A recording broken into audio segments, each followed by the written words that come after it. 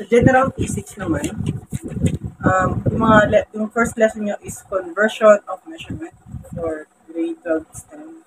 So, yung sa conversion of measurement, kung memorize mo lang dito is talagang converting ng volume, mass, temperature, tapos yung length. Okay? For precise and accurate naman sa yung lesson 2, precise and accurate. Alamin mo lang yung different ng precise and accurate. Tandaan mo lang, ang precise, sakto. Yung accurate naman, sakto siya, pero hindi siya sakto-sakto. For example, yung pana. Pag may 5 araw ka, tapos tumatama yung pana sa bullseye ng 3 beses, kasi 2 beses hindi mo siya tumatama. Accurate yun. Kasi mataas yung chances na tumama yung arrow mo sa target. Ngayon naman, pag lahat ng pana mo naman tumama sa bullseye, precise yun.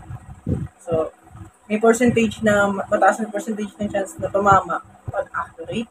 Pag 100% naman yung chances mo, precise. So, sa lesson 3 nyo is scientific notation.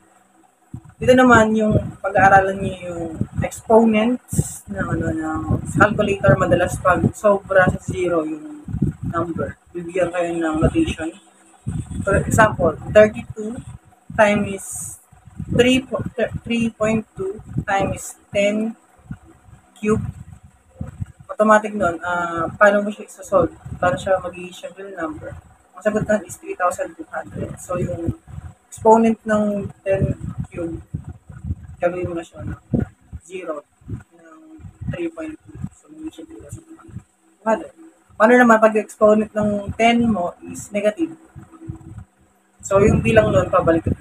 So, kung positive yung bilang ng line jump mo sa decimal, is papuntang right.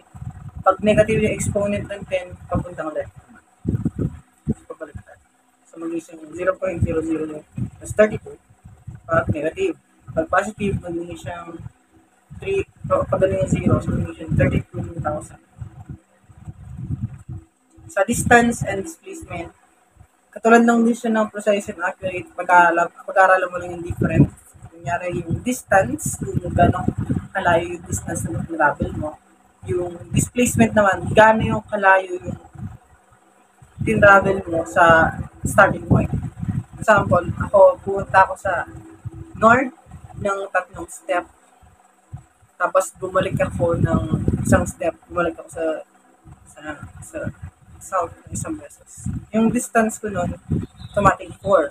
Kasi 3 plus 1 is 4. Pero yung displacement ko nun is, so, 3, bumalik ako ng 1. Ang displacement ko is 2. Kasi yung layo sa umpisa is 2 lang yung layo. Okay? That's the general physics.